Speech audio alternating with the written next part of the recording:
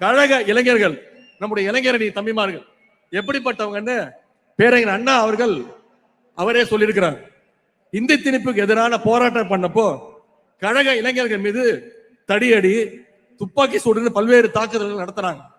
அப்போ அண்ணா சொன்னாரு, உங்களோட தடி அடியால துப்பாக்கியால சாதிக்க முடியாத இளைஞர் கூட்டத்தை நான் என்னோட சுட்டு விரல் காட்டினா தமிழ்நாட்டு இளைஞர் பட சாதிக்கும் அப்படின்னு பேரறிஞர் அண்ணா சொன்னார்.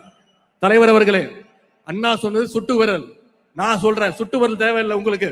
நீங்க கண்டு அசைச்சா போதும், இங்க இருக்கக்கூடிய இளைஞர் பட நீங்க சொல்றத செஞ்சு காட்டும். பாசிஸ்டுகள் இருந்து தமிழ்நாட்டையும் தமிழ் மக்களையும் எந்நேரம் காப்பாத்துறதுக்கு திராவிட முன்னேற்ற கழகத்துடைய இளைஞரணி தயாராக இருக்கும். கழக தலைவர்களுக்கு இந்த நேரத்தில் மீண்டும் ஒரு வேண்டுகோள், இளைஞரணியினர் நாம களத்துல உழைச்சோம்னா அதற்கான அங்கீகாரத்தை நிச்சயம் கழக தலைவர்கள் கொடுப்பாங்க. மெயின் கேம் ஆடுறதுக்கு முன்னாடி பிராக்டிஸ் பண்ணுவாங்க. அதுதான் கழகத்துடைய இளைஞரணி. நிச்சயம் தலைவர் அவர்கள் அந்த அங்கீகாரத்தை நமக்கு கொடுப்பாங்க.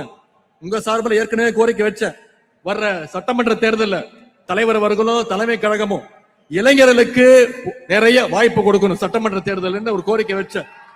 நிச்சயம் தலைவர் அவர்கள் அந்த வாய்ப்பு பண்ணி கொடுப்பாரு நம்பிக்கை எங்களுக்கு இருக்கு. கழக தலைவர் அவர்கள் நமக்கு ஒரு டார்கெட் கொடுத்திருக்கிறாங்க. 200 தொகுதியில, குறைஞ்சது 200 தொகுதியில திராவிட முன்னேற்ற கழகம் ஜெயிச்சு காட்டணும். 200 பத்தாது, 200க்கும் அதிகமான தொகுதிகள்ல நம்முடைய அணி வெற்றி பெற்றாக வேண்டும்.